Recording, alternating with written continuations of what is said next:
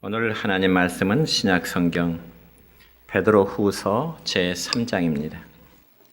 베드로후서 제3장 8절부터 13절에 있는 말씀까지입니다. 말씀을 봉독에 올립니다. 사랑하는 자들아, 주께는 하루가 천년 같고 천년이 하루 같다는 이 한 가지를 잊지 말라. 주의 약속은 어떤 이들이 터리라고 생각하는 것 같이 터린 것이 아니라 오직 주께서는 너희를 대하여 오래 참으사 아무도 멸망하지 아니하고 다 회개하게 이르시기를 원하시느니라. 그러나 주의 날이 도둑같이 오리니 그 날에는 하늘이 큰 소리로 떠나가고 물질이 뜨거운 불에 풀어지고 땅과 그 중에 있는 모든 일이 드러나리로다. 이 모든 것이 이렇게 풀어지리니 너희가 어떤 사람이 되어야 마땅하냐? 거룩한 행실과 경건함으로 하나님의 날이 임하기를 바라보고 간절히 사모하라. 그날에 하늘이 불에 타서 풀어지고 물질이 뜨거운 불에 녹아지려니와 우리는 그의 약속대로 의가 있는 곳인 새 하늘과 새 땅을 바라보도다. 아멘. 사랑과 축복의 메시지 나눕니다. 사랑하고 축복합니다. 사랑하고 축복합니다. 감사합니다. 오늘은 신약 성경 베드로후서 3장 8절부터 13절에 있는 말씀을 중심해서 성탄의 기다림이라는 제목으로 말씀을 선포하고자 합니다. 여러분, 우리가 누군가를 기다린다는 것은 때로는 마음을 졸이기도 하고요. 마음이 설레기도 합니다. 그런데 그 기다림의 결과에 따라 또한 우리의 마음은 사뭇 다르게 나타나게 되는 거죠. 여러분, 저는 어린 시절 어머니가 장에 돌아온 때를 종종 기다리곤 했습니다.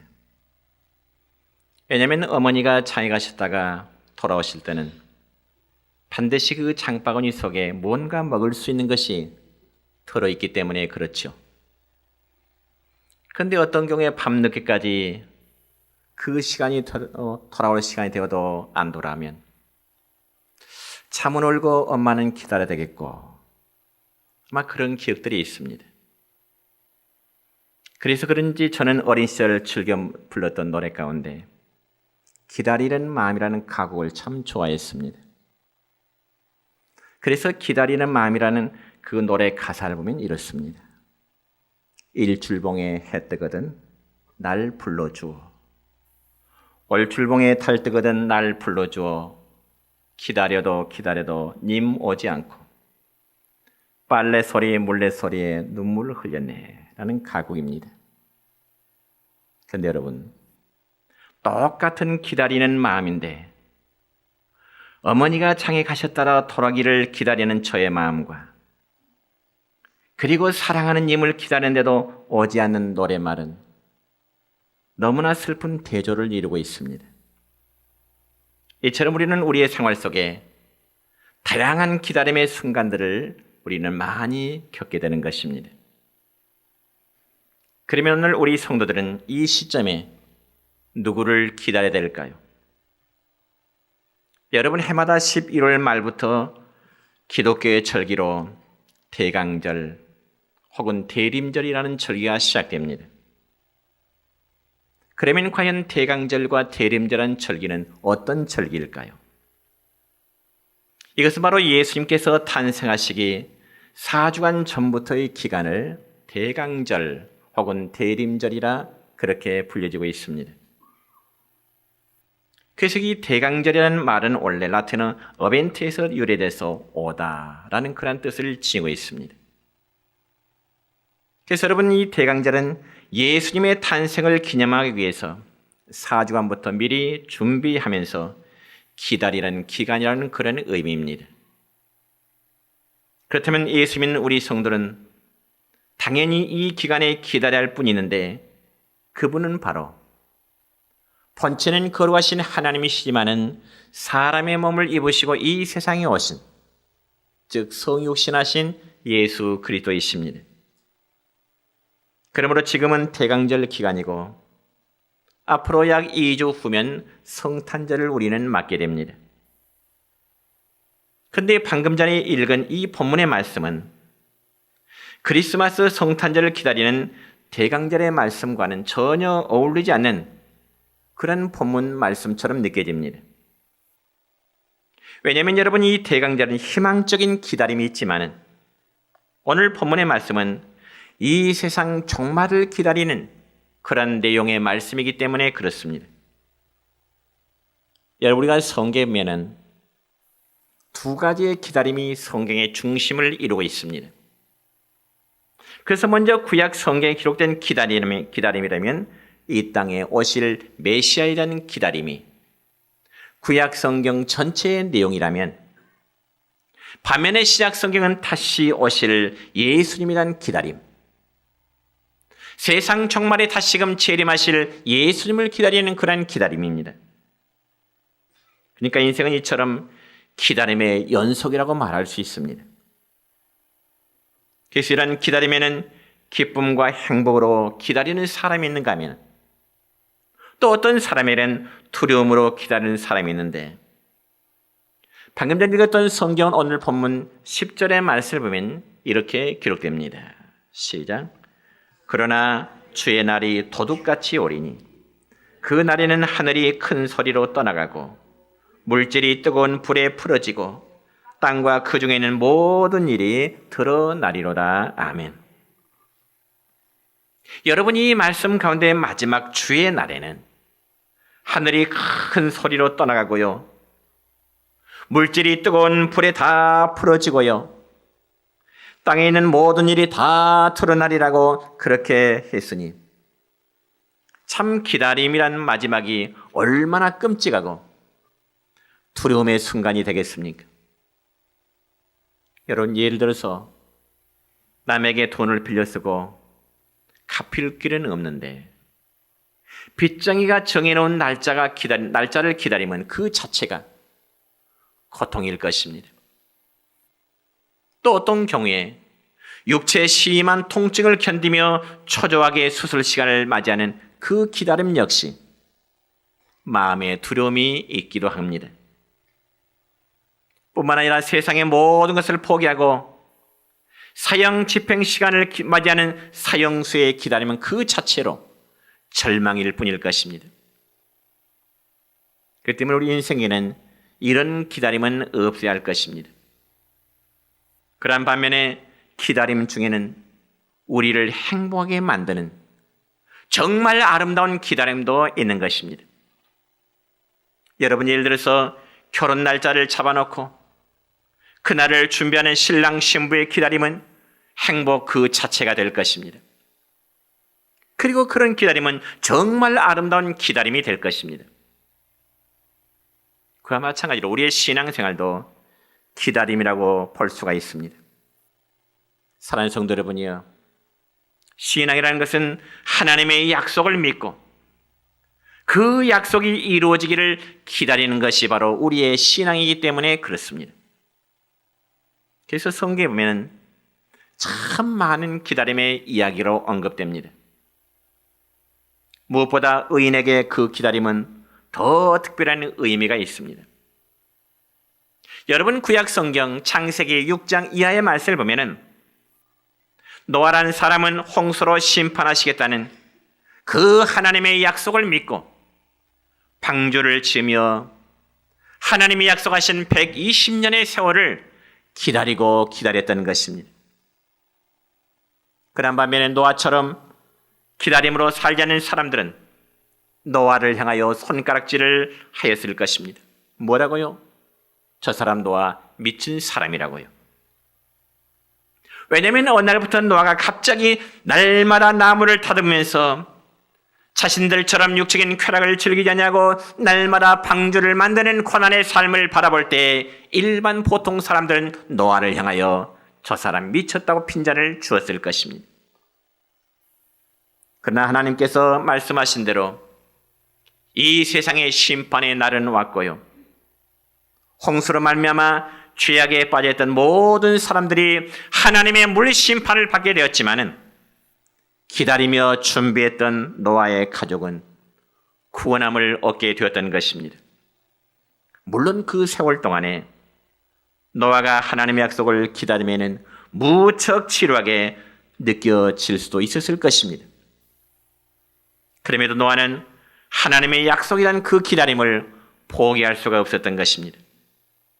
왜냐하면 그 약속의 말씀은 너무나 확실하기 때문에 그렇습니다.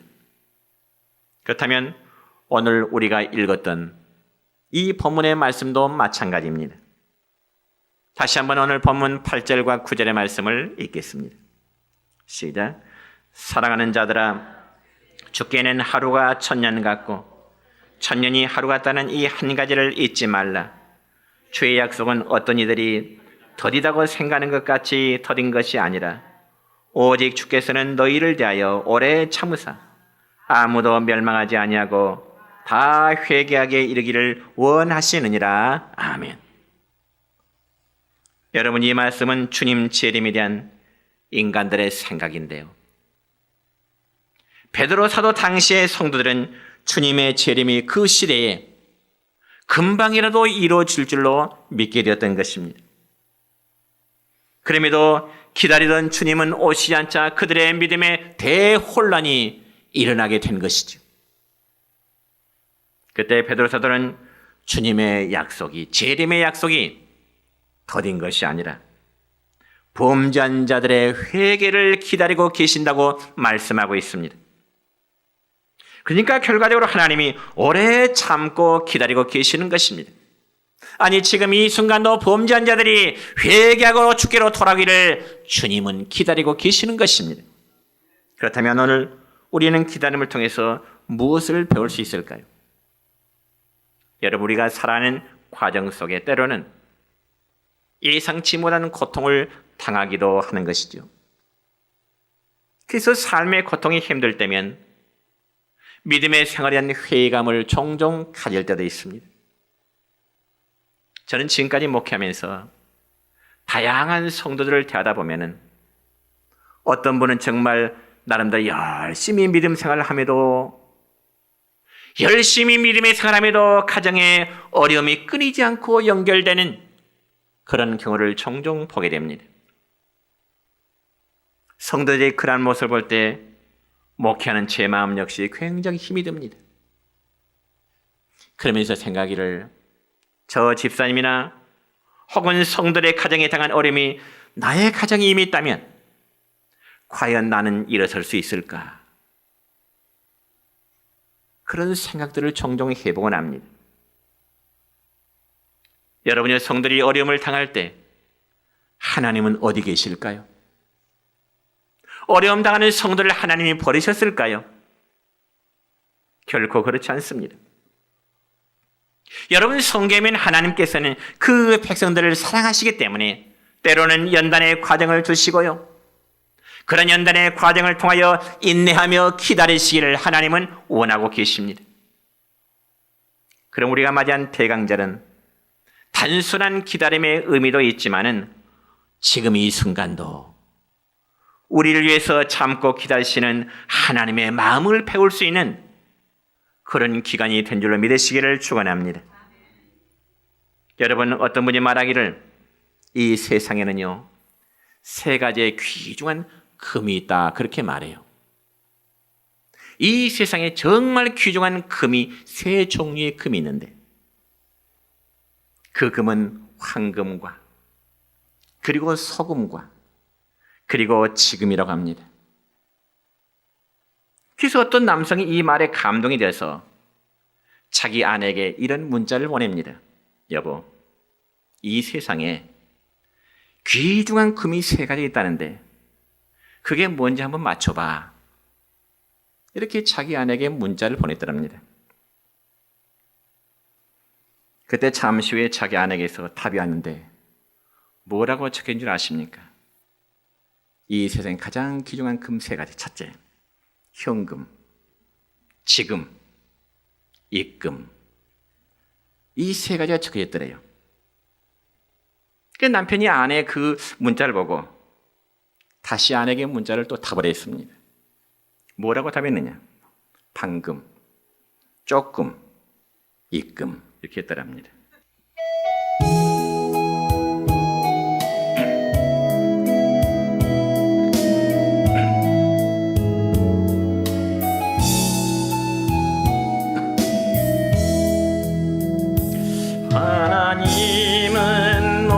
너를 지키시는 자 너의 우편에 그늘 되시니 낮의 해와 밤의 달도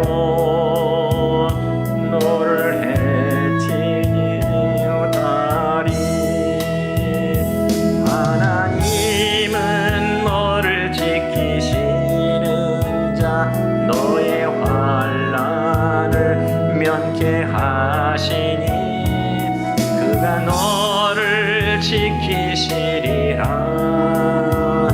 너의 출입을 지키시리라. 눈을 들어 산을 보아라. 너의 도움 어디서 오나. 천지 지으신 너를 만드신 여호와께로다.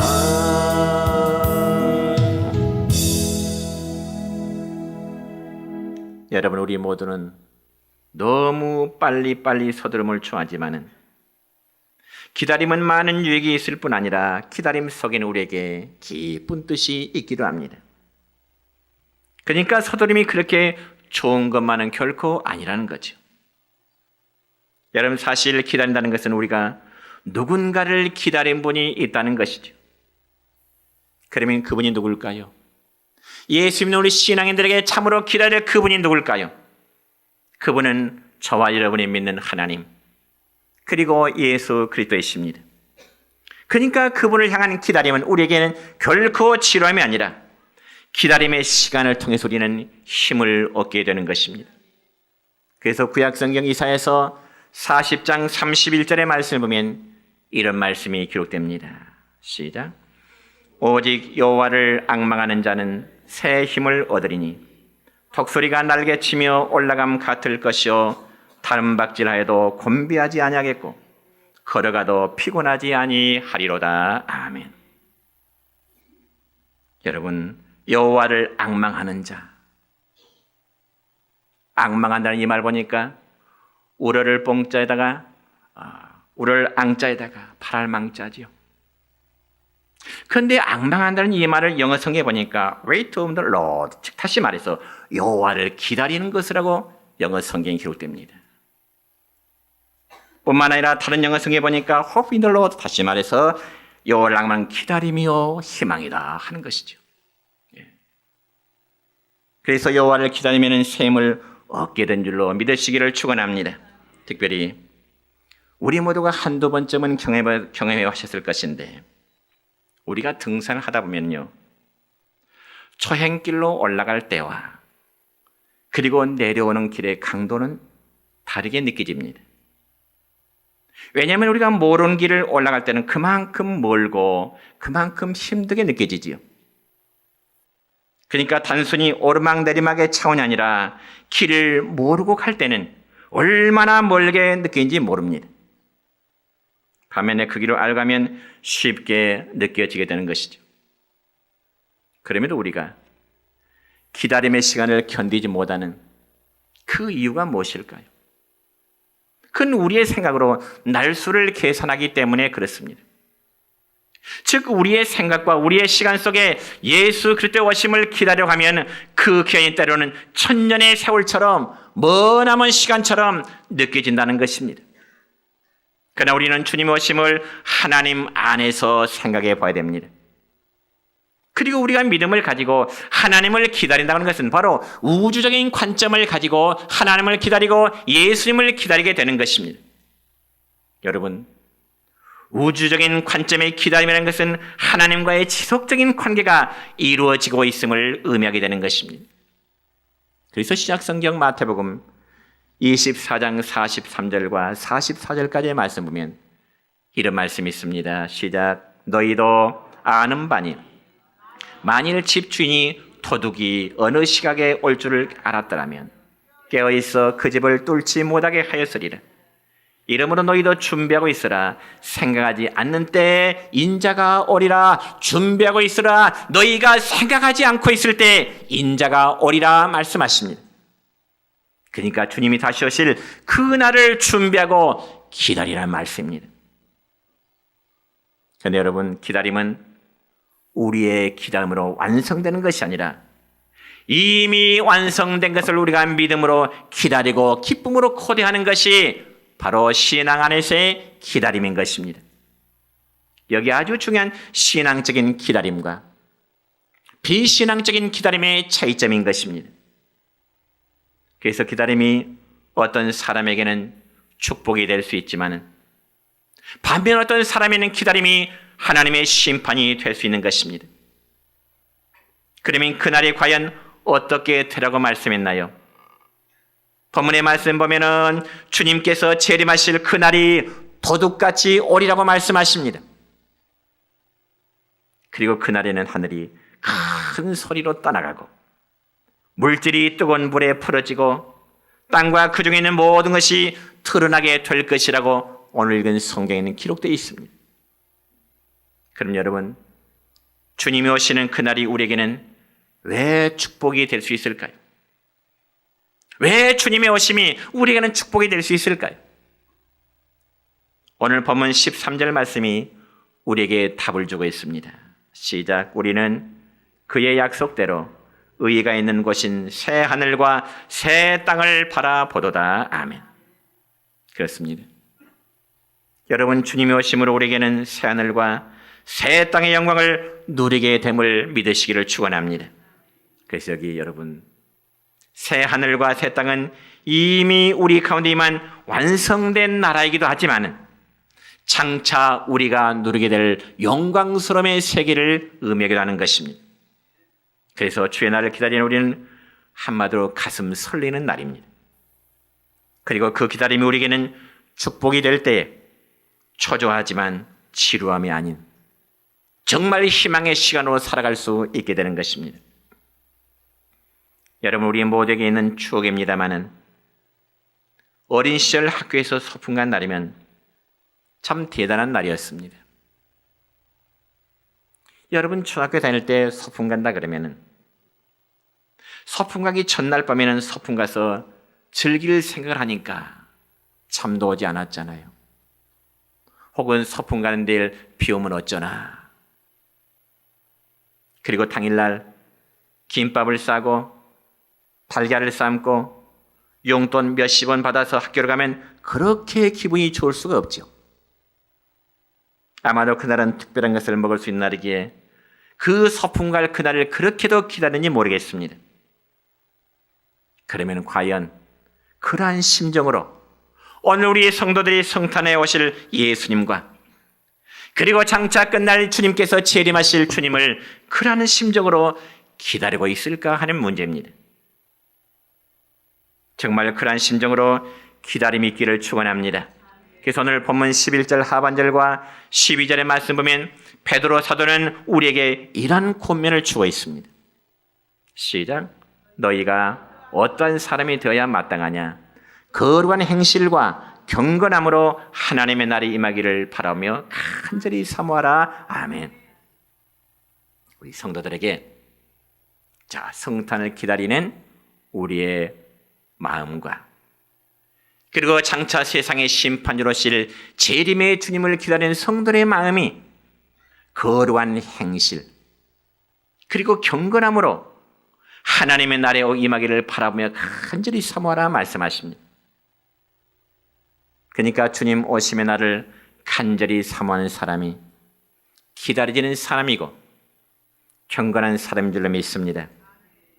그러면 오늘 말씀을 통해 보니까 이 대강절의 가장 중요한 핵심이 뭐냐? 바로 경건인 것입니다. 경건. 그런데 문제는 우리가 이 경건을 올바르게 이해를 하고 있느냐 하는 문제입니다. 여러분, 경건이라는 이 말의 원래 의미는 내적인 태도입니다. 내적인 태도. 그런데 우리 한글성에서 이 경건의 의미는 조금 왜곡된 것 같아요. 잘못 해석된 것 같아요. 왜냐하면 초기에 성경을 이제 번역한 학자들이 이 경건을 한자로 번역한 데서 오는 오류이지요. 그러나 여러분, 이 성경에서 이 경건이라는 원어에 보면은 헬라어로는 유세베이아라는 단어인데요. 이 말은 유라는 단어와 그 다음에 세베이아라는 단어가 두 말이 합쳐진 단어입니다. 좀 어려운 말 같습니다만은. 그래서 헬라에서 유라는 단어는 영어로 well, 잘한다 그런 뜻이죠. 그리고 세베이아는 영어로 서비스, 섬긴다 그런 뜻이에요. 그러니까 결과적으로 이 경건이라는 말의 원래 뜻은 잘 섬긴다. 즉 하나님과 이웃을 잘 섬긴다는 의미가 성경에 기록된 경건이라는 단어의 원래 의미가 되는 것입니다. 그렇지만 우리가 아는 경건의 사전적인 의미를 보면은 공경하고 마음으로 깊이 삼가고 조심하라 그런 뜻이 사전의 일반적인 경건의 의미입니다. 그러다 보니 이 성경 해석이 완전히 유교적인 사고로 바뀌어져 버리게 되는 거예요. 그러면서 경건은 우리에게 엄청난 금욕을 요구하고 있습니다. 그래서 신앙생활은 무엇을 하면 안 되는 율법적인 규범이 마치 경건으로 이해를 하고 있다는 거죠. 그럼 이런 유교적인 의미에서 우리가 경건을 지킨다면 하나님께서 바라시는 바람직한 신앙이 될 수 있을까요? 우리가 수십 년 이렇게 경건을 지키며 엄분수간 예배를 드린다고 또 금욕과 금식으로 절제된 삶을 산다고 해도 그 안에 하나님이 원하시는 경건이 없다면 모든 것이 어떨까요? 헛될 뿐입니다. 그래 외식이 되어버려요. 내적인 변화, 내적인 태도의 삶의 변화가 없다면 외적으로 아무리 아름답게 산다 할지라도 그는 하나 앞에 외식된 모습이 된다는 것입니다. 그래서 신약성경 야고보서 1장 26절과 27절의 말씀 보면 이렇습니다. 시작. 누구든지 스스로 경건하다 생각하며 자기 혀를 채갈 물리지 아니하고 자기 마음을 속이면 이 사람의 경건은 헛것이라. 하나님 아버지 앞에서 정결하고 더러움이 없는 경건은 곧 과와 과부를 그 환난 중에 돌보고 또 자기를 지켜 새 속에 물들지 아니하는 그것이니라. 내적인 변화입니다. 내적인 태도가 하나님 앞에서 올바른 경건인 것이죠. 한마디로 경건은 하나님 앞에서 내 마음과 삶이 세속화되지 아니하는 것. 이 약한 세상 속에서도 우리의 마음이 하나님을 향하는 마음에서 흔들지 아니하는 삶의 자세. 그리고 이미 성육신하셔서 이 땅에 오신 예수님과 그리고 앞으로 다시 오실 예수님의 재림을 삼하며 기다리는 자세가 바로 경건의 삶인 것입니다. 자, 이제 말씀했습니다. 금년도 이제 약 보름 후면은 성탄절은 다가오고 있습니다. 비록 예수님은 2000년 전에 육신의 몸을 입고 이 세상 우리 가운데 오셨지만 지금은 하나님 우편 보좌에서 세상 끝날 다시 오시기 위해서 기다리고 계시는 것입니다. 그럼 우리는 다가오는 성탄절과 그리고 재림의 때를 함께 기다리면서 경건 생활에 힘쓰시는 우리 모두가 되시기를 주님의 이름으로 축원합니다.